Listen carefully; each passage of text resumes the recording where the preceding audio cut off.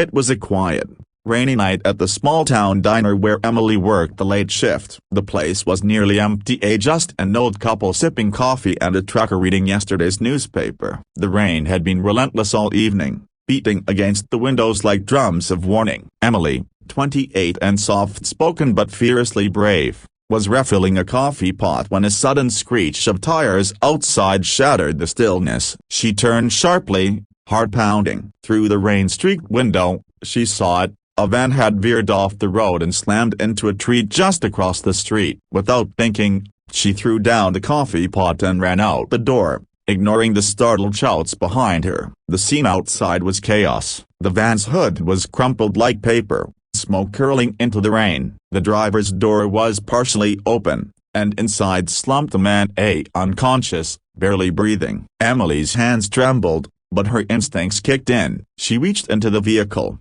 checked his pulse faintly and began CPR right there in the muddy roadside. Minutes felt like hours as she fought to keep the stranger alive in the cold and rain. Red and blue lights finally cut through the darkness. The ambulance arrived. EMTs rushed in and took over. One of them glanced at Emily, soaked her in panting, and gave her a silent nod of respect. She stepped back, shaking from adrenaline, not knowing she had just saved someone extraordinary or that her selfless act would cost her everything. From the diner window, her manager had been watching, arms crossed in disapproval. He didn't see a hero. He saw an employee who had abandoned her shift. The next morning, Emily showed up at the diner early, still exhausted from the night before. Her clothes smelled faintly of rain and engine smoke, and her mind kept replaying the moment the ambulance doors closed behind the unconscious man. She hoped the diner manager might even commend her bravery, or at least understand. Instead, she was called straight into the cramped office behind the kitchen. Mr. Dorman, the owner and manager, didn't look up from his clipboard when she entered. His voice was flat and cold. "You left the floor unattended during your shift. That's a violation. This is your third strike." Emily blinked in disbelief. "Sir, a broken bar, someone was dying. I saved his life. You walked out mid-shift." "Doesn't matter why," he said, finally meeting her eyes. "We run a business here, not a rescue service." "But I came back," she said, voice rising with frustration. "I stayed late to make up for it," the EMTs said. "If I hadn't stepped in." He raised a hand to cut her off. "We don't make exceptions. I can't trust employees who walk out. You're done here." He slid the printed termination letter across the desk like it was nothing more than a receipt. Emily stared at the paper. It didn't feel real. No thanks, no decency, just cold policy. The same place she'd worked loyally for over 3 years was throwing her out for doing something any human being should have done. She stepped out of the office in a daze, holding the paper. Her coworkers looked away awkwardly. She grabbed her purse from her locker, walked out the back door into the gray morning drizzle, and just stood there numb, jobless, and heartbroken. She had saved a man's life via a broken bar, and this was the price. She had no idea that her story wasn't over, it was just beginning. 3 days later, Emily sat curled up on her couch, still in pajamas, job applications open but untouched on her laptop. Bills were piling up on the kitchen counter, and every buzz of her phone felt like another notice or rejection. The world had moved on, and she was left behind, a hero without a job, invisible to everyone. She absent-mindedly turned on the local news, more to drown out her thoughts than anything else. The anchor's voice broke through her daze. "Tonight, an incredible update on the mystery woman who saved a life during Tuesday's storm. The man involved in the roadside crash has been identified as none other than renowned heart surgeon and billionaire philanthropist, Dr. William Harrington."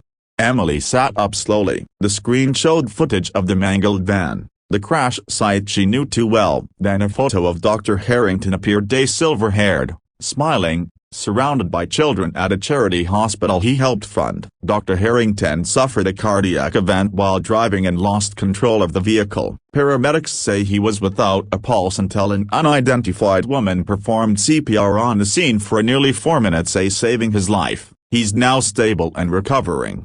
Thanks to her bravery. Emily's heart raced. She stared at the screen, stunned. That was him, the man she'd pulled from the van. She had no idea he was someone so famous, a broken bar so important. The news clip showed Harrington's assistant making a public plea. "We're searching for the woman who stepped in without hesitation. Dr. Harrington wants to thank her personally and ensure her act of courage does not go unnoticed. If you're out there, please come forward." Emily covered her mouth with her hands. The world was suddenly talking about her, not by name, but by deed. Her chest filled with something she hadn't felt in days, hope. She had no idea that by the next morning, her name would be trending across the state.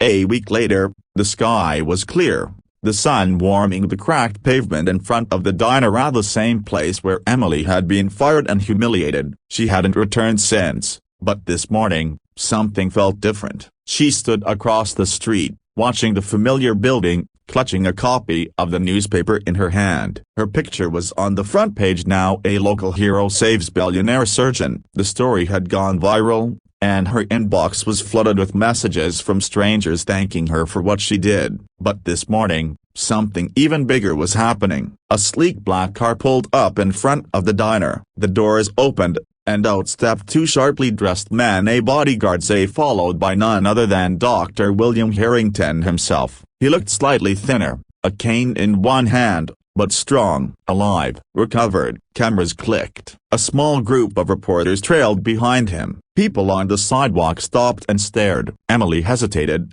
heart thudding. Then, she crossed the street. As she stepped forward, Harrington turned to her with a warm smile that reached his eyes. "You must be Emily," he said. She nodded, speechless. He held out his hand. "You gave me my life back. I owe you everything." She took his hand, and he gently pulled her into a hug. The cameras flashed wildly, catching the moment. Harrington stepped back and addressed the media. "This woman didn't know who I was. She didn't do it for money or recognition. She did it because it was right, and the world needs more people like her." Then, turning to Emily again, he said, "I've read your story. I know you lost your job for saving me. So here's what I'd like to do. I'm offering you a position at the Harrington Foundation, a full salary, full benefits, and if you still want to pursue your dream of becoming a nurse, broken bar, your tuition is covered." Gasps rippled through the small crowd. Emily's eyes welled with tears. Across the diner window,